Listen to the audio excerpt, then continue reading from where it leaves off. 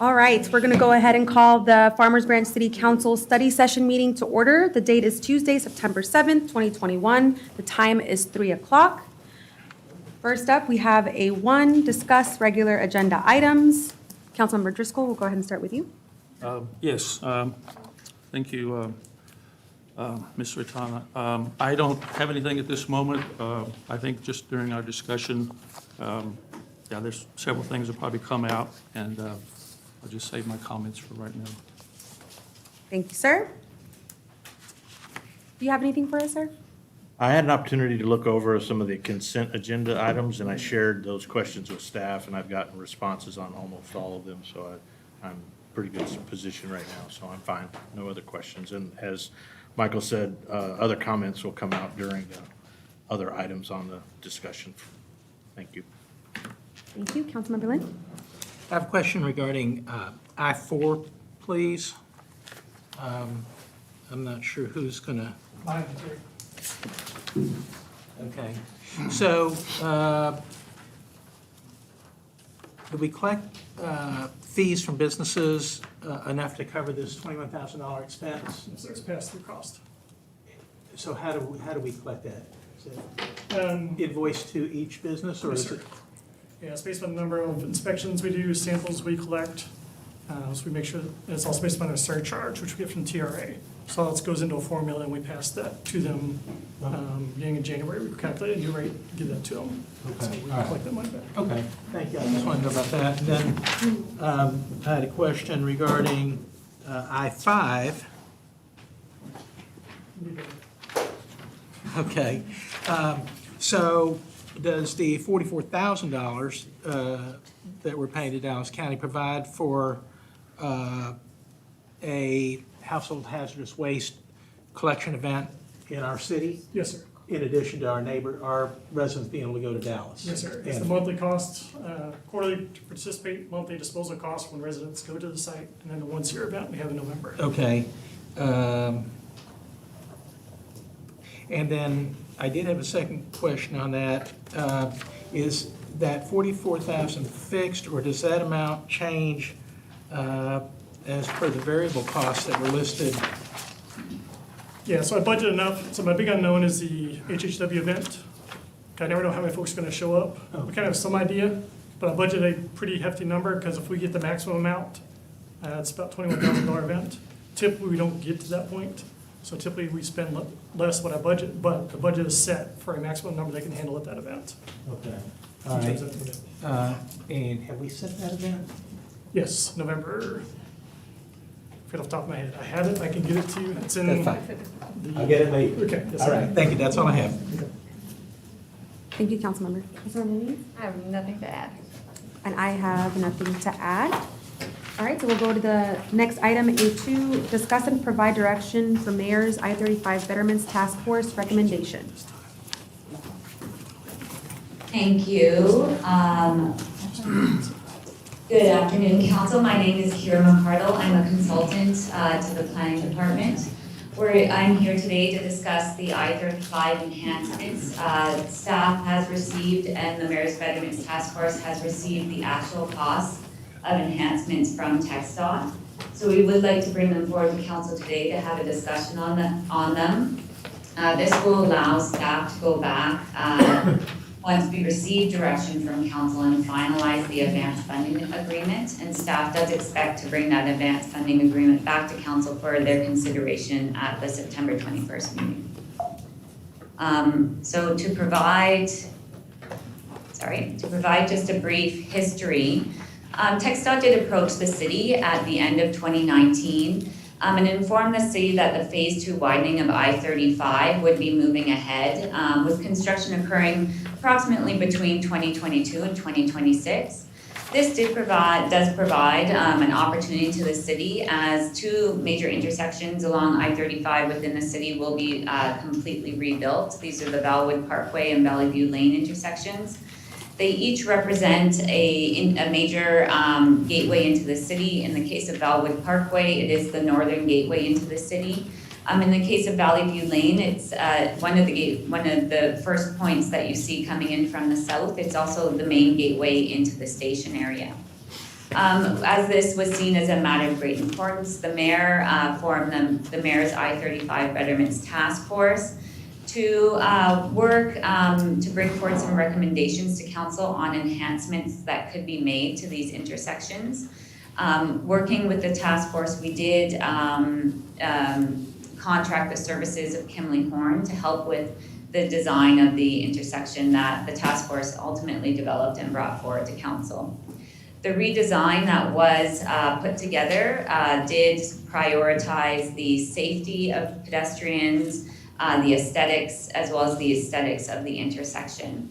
So again, just for background and to inform our council's upcoming discussion, this is an image of the ultimate intersection design that the task force did come up with and present to council first on June 23rd of last year. So the major elements that are within the design, for hardscape elements, there are bands of concrete that are color infused concrete, as well as brick stamped concrete. There's also to be a leaf stamp pattern through the medians, and as well as brick stamped crosswalks to enhance the crosswalks. There's pedestrian lighting that would be installed throughout in the center of the median, as well as pedestrian safety walls adjacent to the U-turn lane. In terms of other improvements, the task force did work with Kimley Horn and with TxDOT to redesign the actual intersection.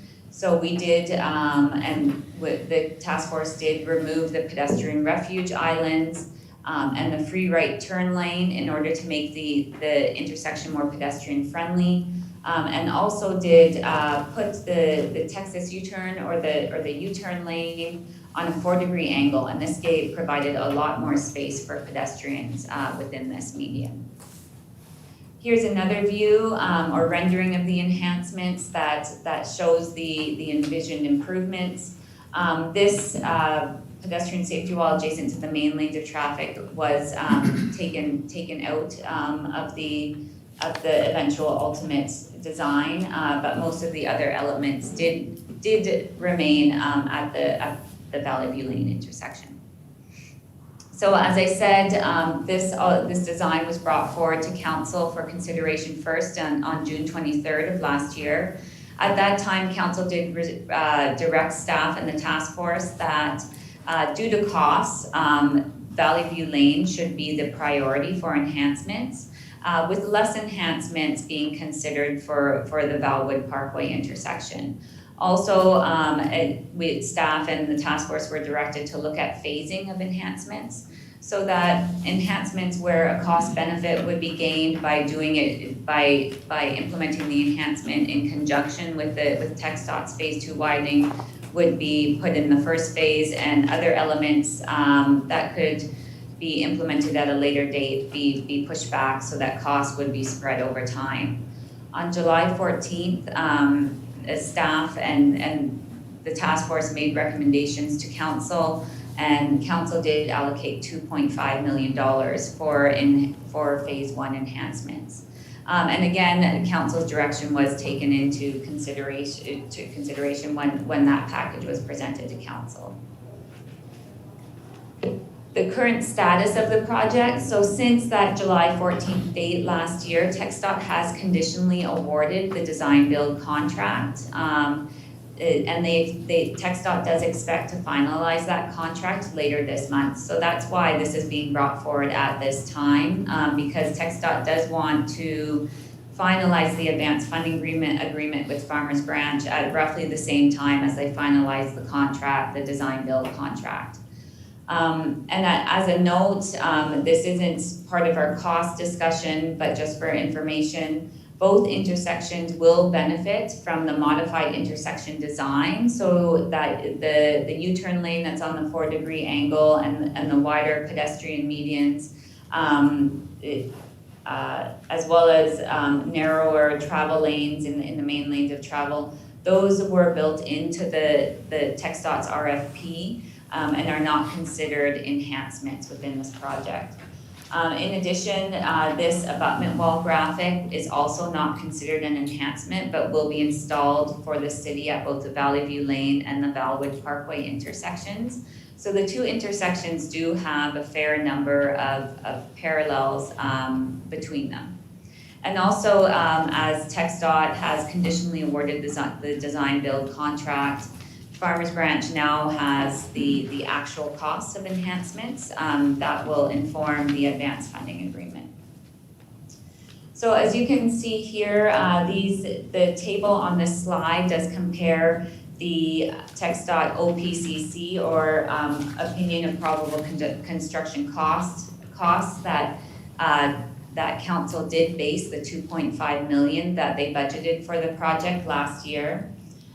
So the total cost according to the OPCCs came in about 2.3 million, but council did allocate 2.5 million should there be extra costs that came up. And the actual costs that we have received through the TxDOT's RFP process have come in, if you look at the total cost number, slightly higher than the TxDOT OPCCs.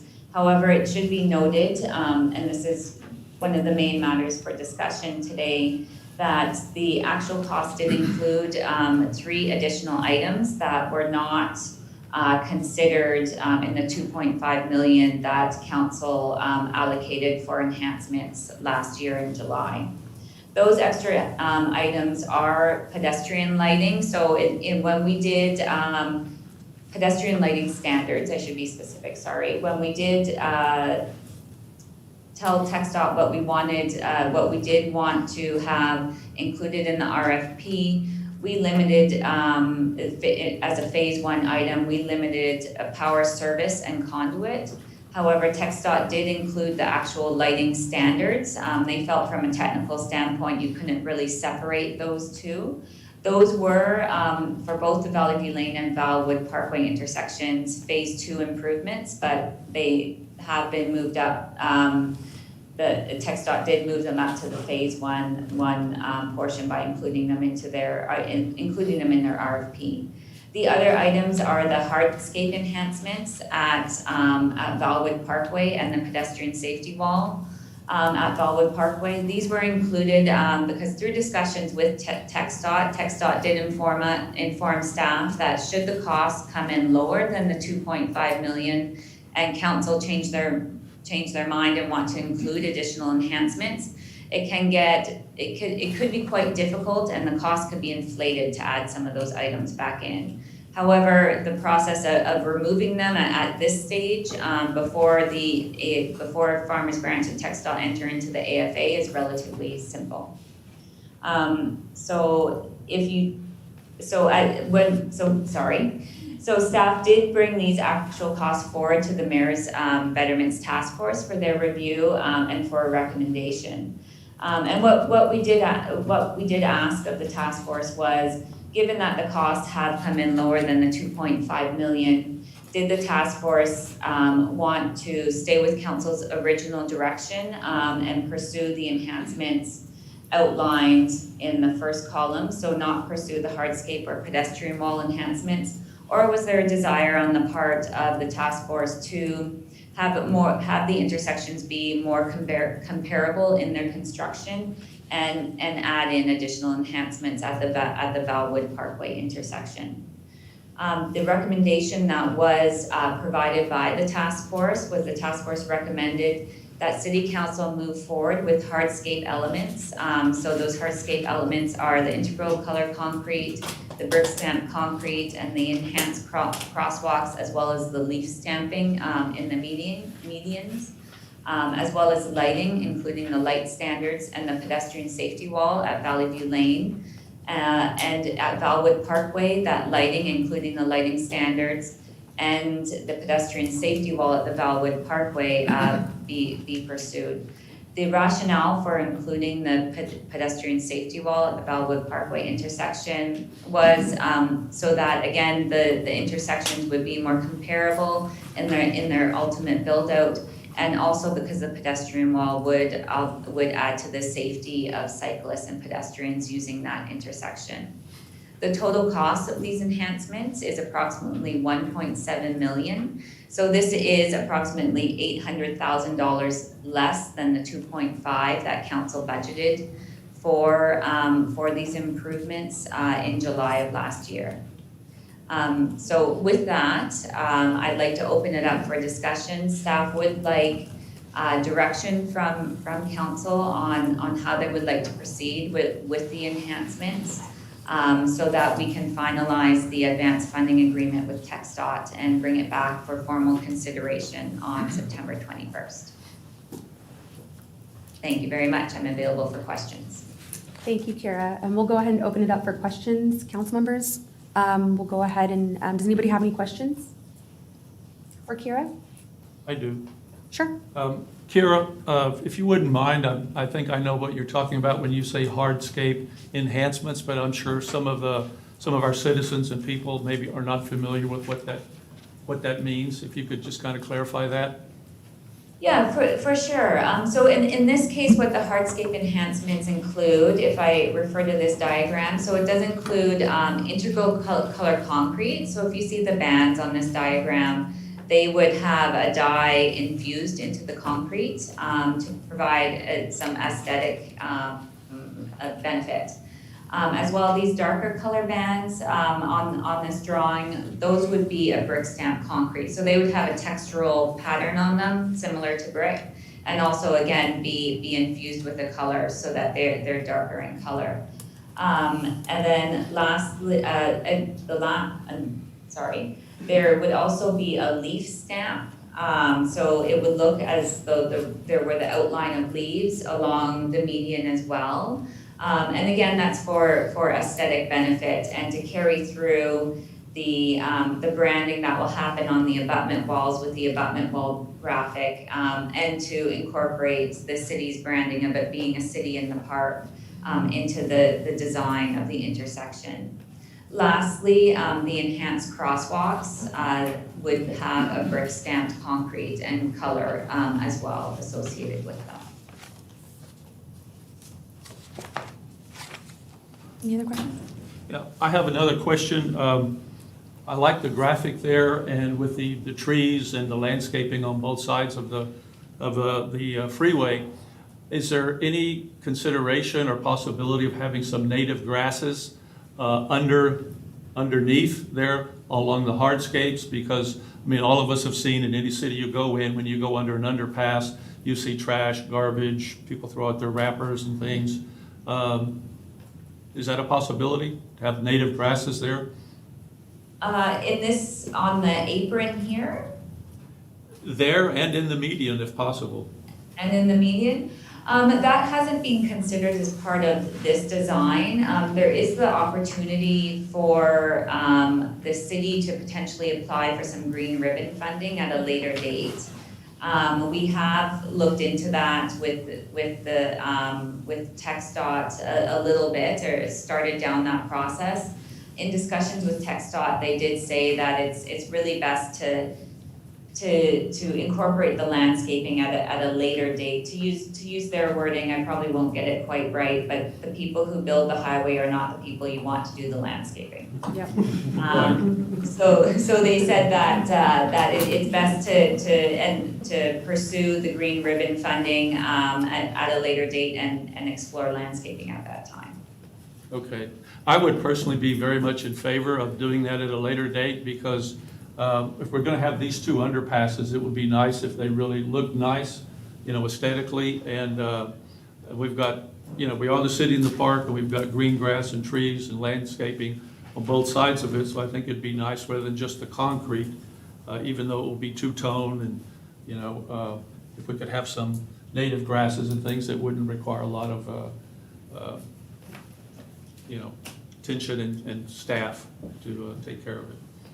So, no, I agree with Kira in that, in working in similar projects, it's always best to work with the Green Ribbon Program, which for those that are listening, the Green Ribbon Program is a partnership with TxDOT, where they will provide grant funding to be able to add greenscape along TxDOT right-of-ways, and usually incorporated within these types of projects. I will say, I'll play devil's advocate, not to belabor the conversation on this.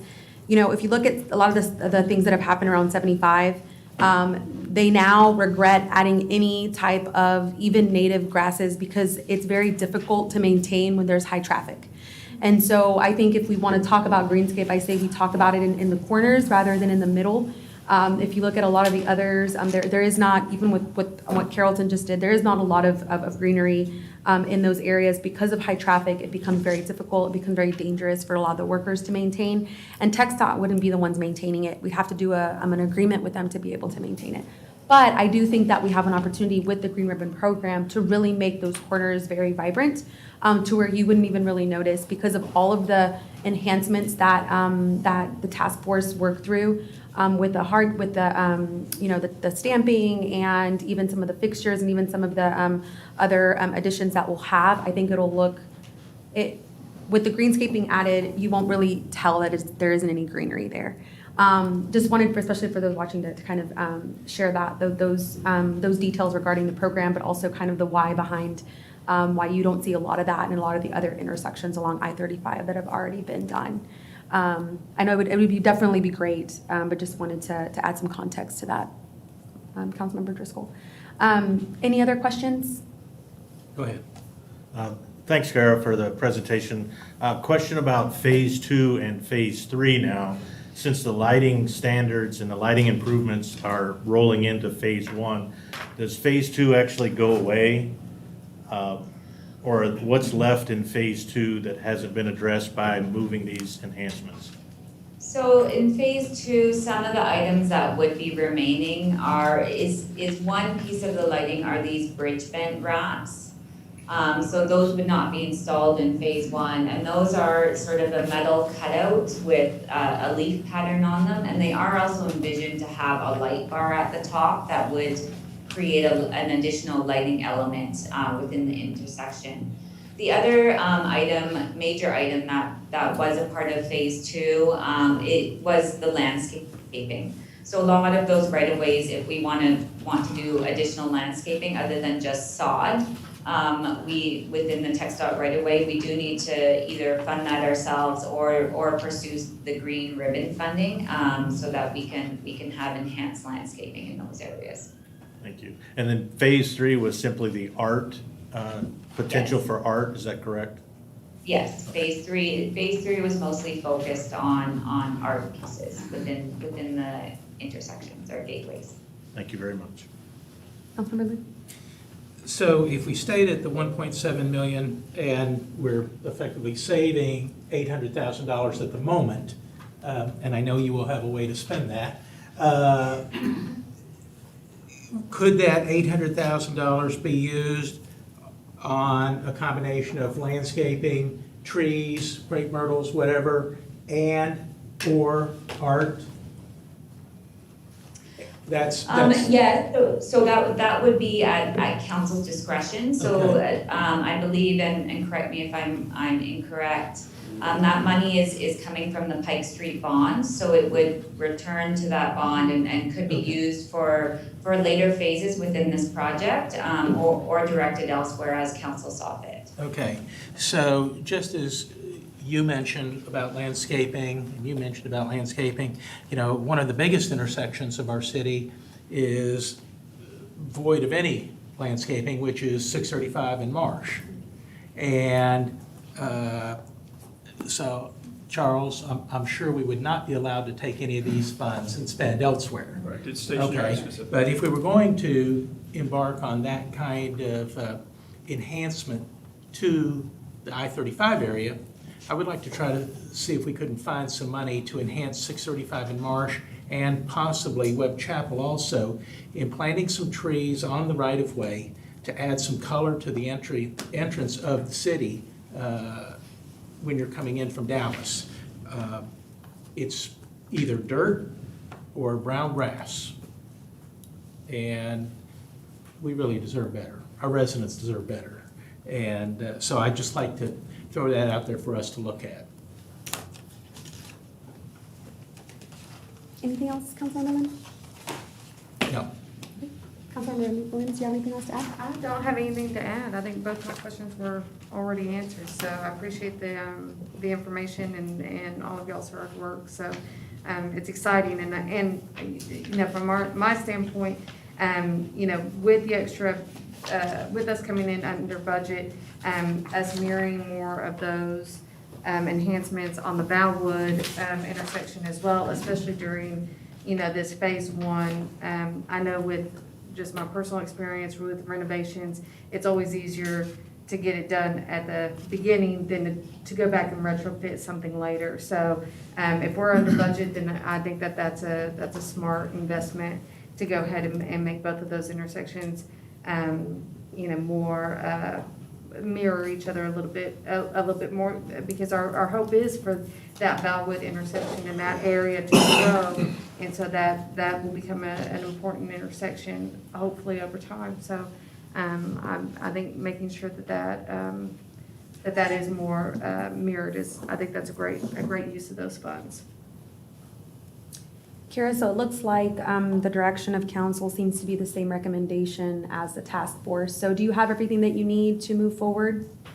I do, thank you, thank you very much. Perfect. Thank you so much, Kira. Thank you. Yes. I want to give a special thanks to Kira. It's actually Wednesday morning where she's presenting from, so we very much appreciate her dedication and professionalism. Thank you, and with that, I'm gonna sign off and go to bed. Thank you, Thank you, Kira. Kara. Yeah, good night. Thanks, good night. Councilmember Ratana, if I could just make a comment to Councilman Lynn's suggestion about beautifying the north-south entrances there on 635 and Marsh and Webb Chapel. I think that's a great idea to beautify those, because those are the main thoroughfares and entrances, you know, north-south into our city from Dallas. And I would also just include Josie Lane in that as well, though. But I know that's a topic for another discussion, but I think that's something we should certainly be able to manage, and it would make a big difference. Because, like I said, in any urban area you go to, when you're stuck at a red light at an underpass, it's like, oh gosh, you know, it's like just garbage and trash, and it's usually not very nice. And if we could just get some landscaping, some plants on those corners, it could make a big difference, make a statement. And maybe we can just, maybe that can be an item that you can add to their future agenda items to look at. And one thing too to explore, Green Ribbon isn't just for projects that are about to come forward, but they're for existing projects as well. So then maybe it can be an all-encompassing type of opportunity, because that's where TxDOT could allow for such funds to be used in other intersections of the highway. All right, the next item we have is A3, receive a biannual update from the Senior Advisory Board. I believe we have a few members with us.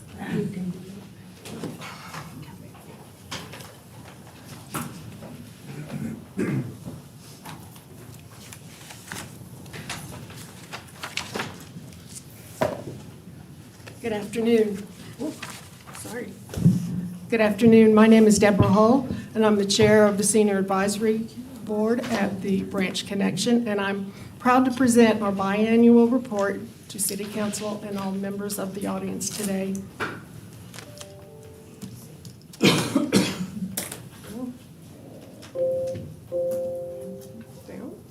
There we go.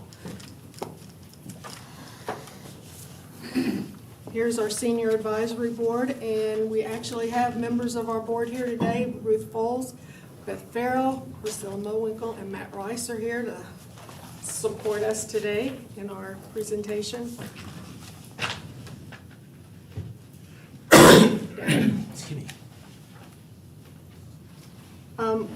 Our board participation, did I miss one? Sorry. Wonder who that is dancing. Well, we'll get to that. We will get to that. I just want to let you know that we do meet our quorum every month, and we do have our majority attendance. We do have very active and engaged board members. Several of our board members volunteer at the front desk at the Branch Connection. We participate, of course, game night. We sponsor game night. We sponsor the monthly breakfast on Monday morning at the Branch Connection. So we've got subcommittees, and we also, one of our board members, Wayne, is in charge of the Monday night dances in terms of getting everything set up and working with us to get all the entertainment provided, and we have got a lot of entertainment coming up every Monday night. It's a big job. We also are working as a board to brainstorm on marketing ideas, trying to get the word out, trying to let people know that we're open. I know that the Dallas Marcus Senior Center is not open yet, and we are getting some members from there. So we just want to let everybody know, we're here, we're open, we're at capacity, and we're just gangbusters. In fact, our last biannual report was in May, which was 4 months ago. So we've had 4 months to pack 6 months of stuff in activities and going full blow. So I think we're doing an excellent job in that regard. Now,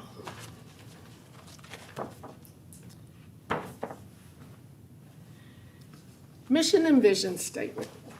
I saw this picture and I said, oh, don't put that picture up there. I do not like having my picture taken.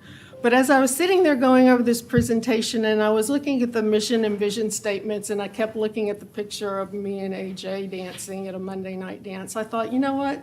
This kind of speaks for our mission and vision statements. Here we've got multi-generational, older adults, or well, looks like we're having fun. We're active. Just exactly what I think that our mission and vision statements make. And it was fun. He wore me out. Sorry. Our membership.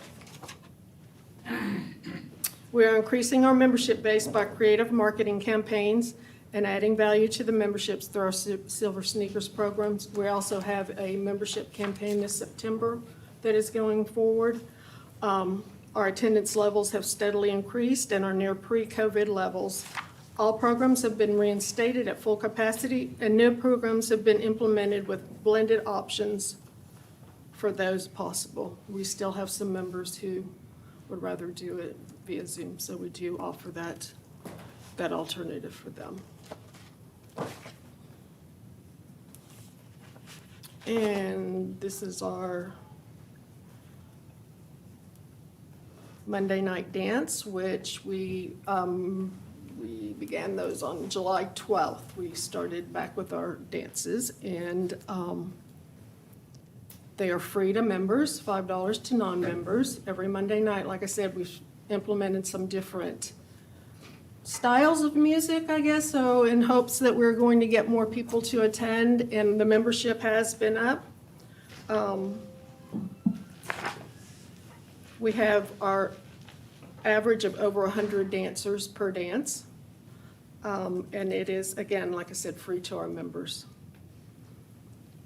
And we also are still doing our monthly breakfast, our Monday monthly breakfast, which is free. The board doesn't have to cook anymore. Yay. We have wonderful catered meals, and they're really good. They're excellent. And every month we see an increase in participation in that also. We just have, we still serve the breakfast, but we just have a better chance to talk to people as they come in. And we did not reinstate the live entertainment every month, but we kind of talked about it. We thought, people are talking to each other. They're spending more time kind of socializing, and we haven't really had any complaints that we haven't had it, and we figured maybe the money could be better spent towards Monday night dances, other programs that we're offering.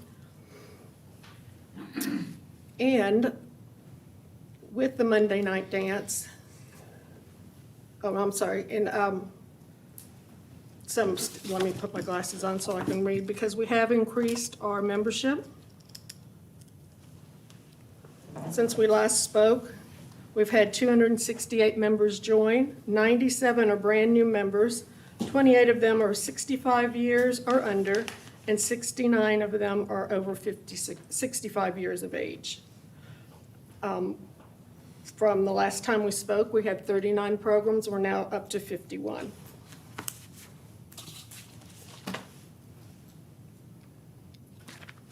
That's our WinStar trip. The board board was given a goal for game night, which we host, which is coming up September 18th, for those who are interested. We were given the goal of raising $5,000 contributions and donations from businesses and members of our community. As of the end of August, we have raised over $10,000. And we are bringing back our trips at a nominal cost, $12 it cost to go to WinStar. Couldn't buy gas for that. And we had a great bus, and it was to capacity. We had a great time. Century Club Task Force, Council Member Terry Lynn has helped generate the recognition for members of our community who are 100 years old. So far, we've had 3 this year. Mr. Mac Magalia, Mrs. Mary Silver, and Mr. Kerr Godfrey. And I believe that's, do we have one more coming up this year? Not that I know of Okay. yet. Rita is coming up. I thought we already did Rita.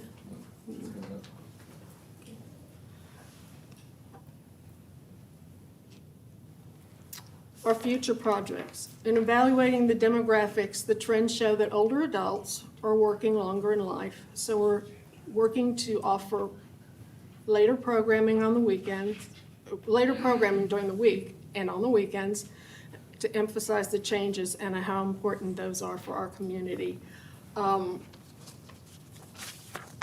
New copy of our program has programs that are at night and on the weekends. Trivia, art classes, educational talks, Monday night dances, the Branch Bazaar, craft fair, health fair, Veterans Day, and of course, game night. There will be a health fair hosted on a weekend with fitness demos, education on Medicare and free screenings. And then there's going to be a change to the Veterans Day celebration. We're going to have a new day, a new time, entertainment, which will allow us to serve all ages as well as expand to all of our veterans. Any questions? Thank you so much, Deborah, for joining us and for that great update. Very exciting things happening. Yes. Any questions from council? I think you're doing a great job. Awesome. Thank you. We're having fun. Great. Thank you so much, Deborah. All right, moving right along. The next item we have up is A4, discuss the city manager's proposed fiscal year 2021-2022 balanced budget and proposed current year amended budget.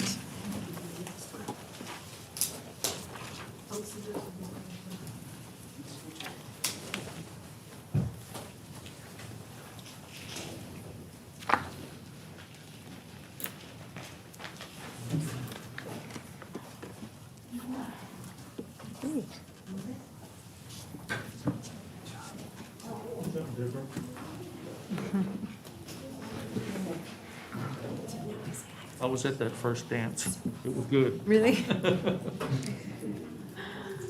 Good afternoon, Council. I am Sherelle Evans-Jones, Director of Finance for the city, here to provide another update to you just on our overall budget process, where we are, and to allow, mostly to allow for any additional discussion among you as a council to provide any further direction to staff on the budget. Calendar. I use this graphic a lot because it's a lot of steps to get here, and it's helpful to remind us all and the public of the steps that we take in order to arrive at that time where we adopt the budget. One thing that I wanted to note for the public is that the draft of the proposed budget is located on our website.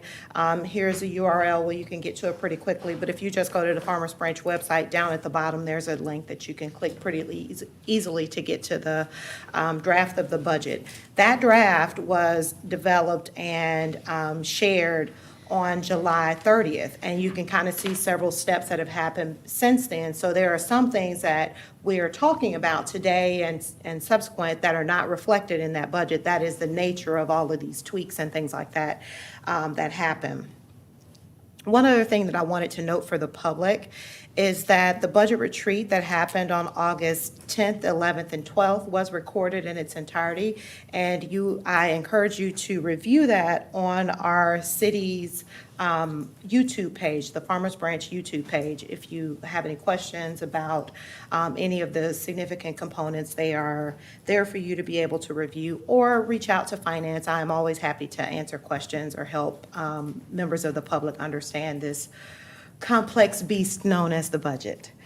And the other thing that I wanted to point out for August, I put this in seriously bold letters. I was like, what font could I pick that could make it any bigger? Because the nature of what we do from July forward is just tweaks and listening, and I like this, I don't like this, So I have a slide coming up, and it is the epitome of what tweaks looks like. If tweaks and changes could become a slide, that'll be our next slide.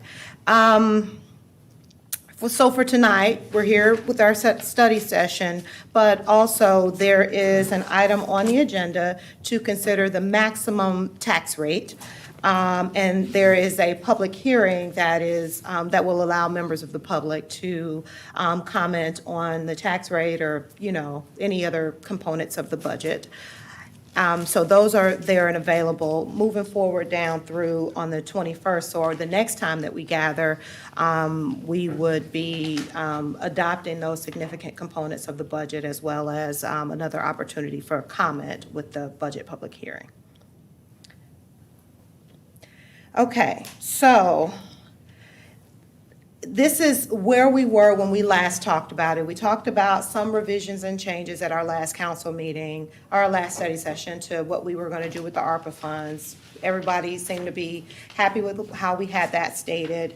And then we also talked about some revised items related to the tax rate and all of its other tentacles related to that. So the first thing that we heard is that the proposed tax rate that was used to develop the budget of 57 cents, we wanted to actually, instead of using that or that revised tax rate of 58.8 cents, we actually wanted to stick with the existing tax rate, the tax rate that is in effect now. That appeared to be the preferred tax rate, which means instead of that part where I said in my last slide about reducing the tax rate, we're going to maintain the existing tax rate. Maintaining the existing tax rate instead of the 1.3 would generate about $1.4 million that we then have factored into those bullet points below it in terms of the best ways to spend it.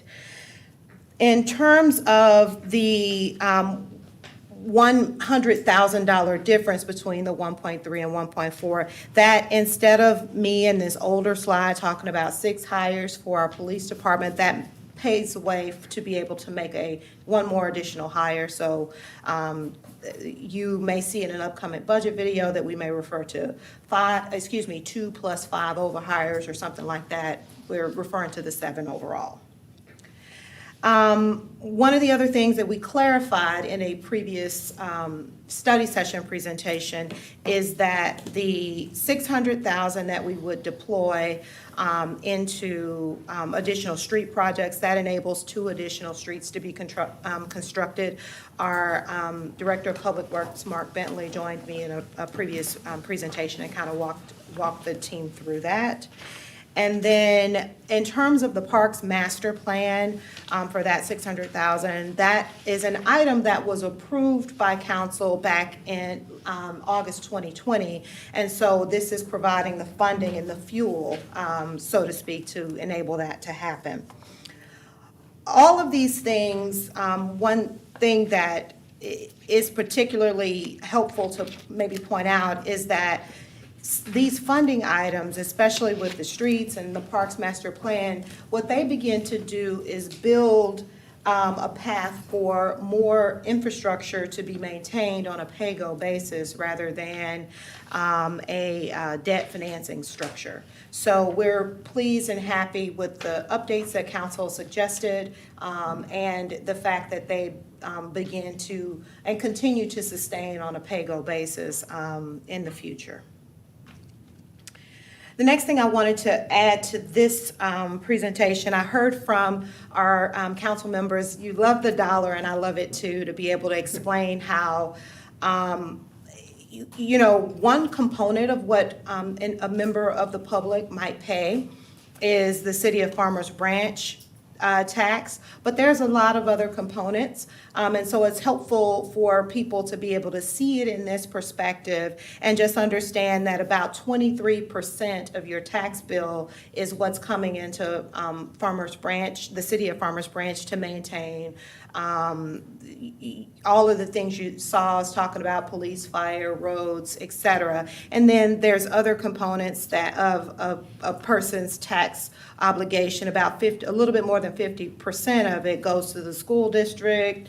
Another portion goes to Parkland. You can kind of read the slide. The one thing that I wanted to point out with this slide is that it'll be outdated in about 23 days. So just like just like we are going through our process of considering our budget, considering our tax rate, we're considering maintaining our tax rate. That may or may not be the case with these other taxing jurisdictions. So what we are happy to do is pull this data again once everyone's adopted their rates and can provide a more updated picture. Now, what we don't expect is that any wide variation. Like, I don't anticipate us going from 23% to 40% because somebody else is so widely changing their tax rates, et cetera. So this is just a picture of what we know as of this current time frame. Yes, sir. So for our residents that live south of Valley View that are in DISD, can we run the same? Yeah, I mean, what the majority of our people are in, the majority of the members are within Carrollton Farmers Branch ISD. What I would encourage a member of the public, all of this stuff is located on their tax bill, so they can see the rates for DISD versus Carrollton Farmers Branch ISD, and it'll kind of show them a breakdown of their information. It's right on their tax bill. They pay approximately 6 cents higher, Terry, for DISD. 6 cents? It's 1.310. Okay. Any other questions? You're still in charge. I'm gonna, okay. I will continue to have the imaginary gavel. Any questions? First, I just want to thank you for that last slide. I know that many of us have received questions, and just there's a lot of misconceptions related to the tax bill and what percentages, and I think a lot of folks really has questions about the tax rates is one thing, but then the property value is another. And so although some of those can go down, property values are going up. So I appreciate you breaking this down, and I'll definitely be using this graphic myself. So thank you so much for that. Let me put out an updated one afterwards. Perfect, yes. And I don't want you to be out there with old information. No, thank you for that. my only question would be to just say, can you send that graphic to us? That would be fantastic. Would you like this? one. Okay. Yeah, because that is so clear, and that makes it so easy, and that's a really easy graphic to share on social media. Because I was amazed just while I was out campaigning, how many people misunderstood where all of their dollars in their property taxes actually went. Because the majority of them did feel that that all of that went to The city. the city. Right. So, Yeah, I guess if this dollar were actual money, we're not even a full quarter. right. You know? So, Exactly. yes. So that would be great to have. Yes, I can share that. Perfect. And Sherelle, I know we've talked about this a couple of times previously, but could you reiterate the separation between business property tax percentage and the residential portion? Yes. So 73% is the number that is commercial. So what we do is we look at all the parcels that we have.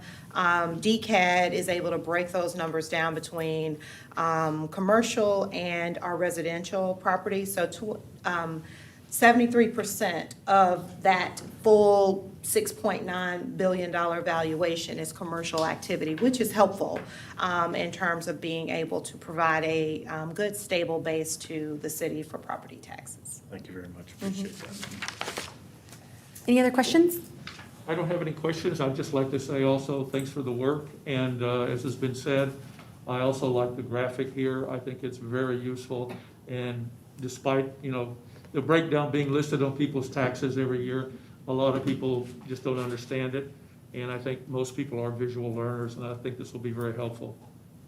Absolutely, thank you. I have a question for y'all. So,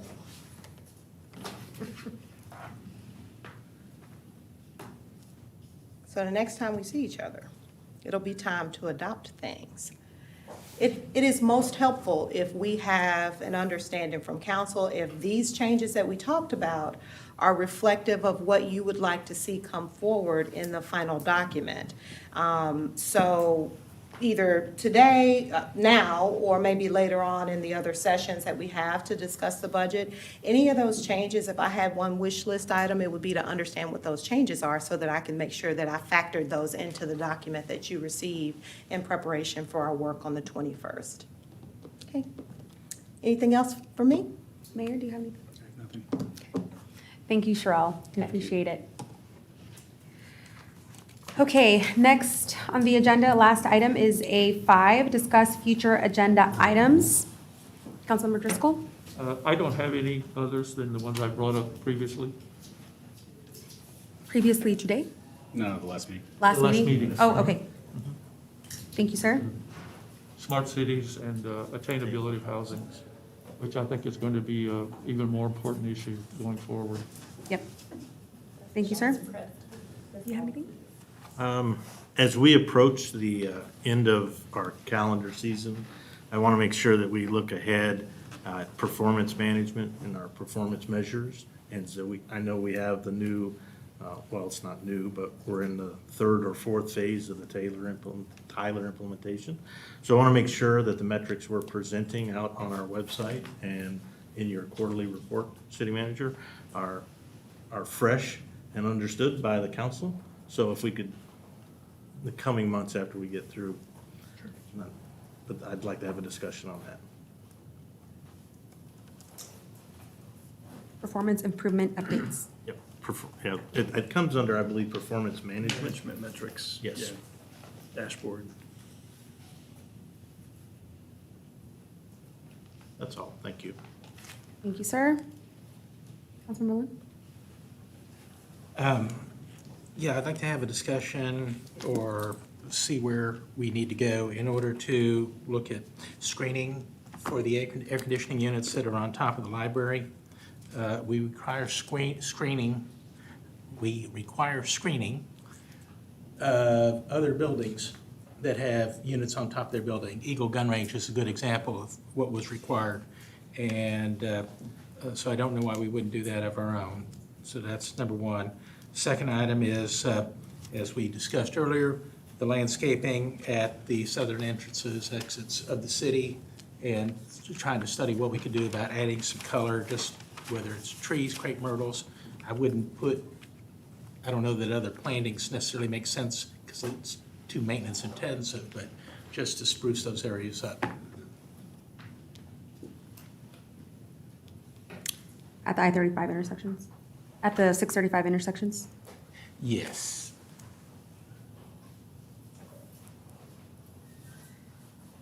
Perfect. Thank you, sir.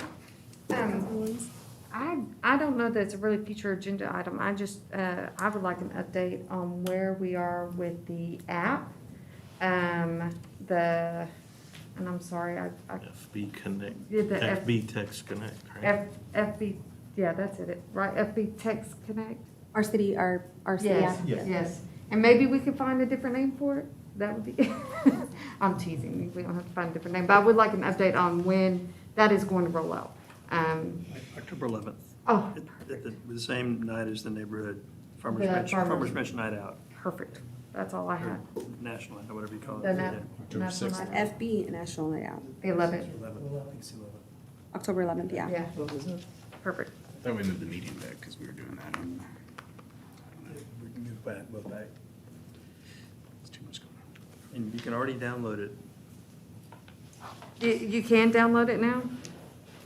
It's in test. In It's test only mode, yeah. Internal testing only. It's not only iOS, it's not available yet. Android is Okay. available. It will be probably available at the end of the business day today Okay. for iOS, but it is very early stages. So Okay. we were planning on rolling that out to you guys next council meeting. Make sure you have it on all your devices so you have access to be able to check it out and play with it and give us feedback. Because we're not really ready for public feedback yet because we're just building it out, but we would love to get feedback from you. And then also we'll add in some members of the public for feedback as well prior to our go live launch on the club. Perfect. Thank you. Anything else, ma'am? Well, that's all I have.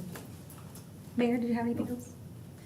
I did have one item. I know we discussed redistricting during our budget retreat, and so I would like another update on where we are. I know a lot of things are happening at all levels, so when it's most appropriate and we have some updates, would love to have that on the agenda. And with that, that is all we have for A5. And Mayor, I will turn it back over to you for the next item. Yeah. All right, go ahead and read in executive session. B1, council may convene into a closed executive session pursuant to section 551.071 of the Texas Government Code to deliberate regarding pending or contemplated litigation styled City of Coppell et al. Versus Glenn Hager, Comptroller of Public Accounts, a matter requiring the provision of legal advice and counsel constituting attorney-client communication regarding property maintenance standards, section 56-51 of the Code of Ordinances. Council may convene into a closed executive session pursuant to section 551.087 of the Texas Government Code to deliberate regarding discussing economic development incentive agreement for Project Miracle. We will recess for about 10 minutes and come back into executive session. The time is 3:56. Thank you.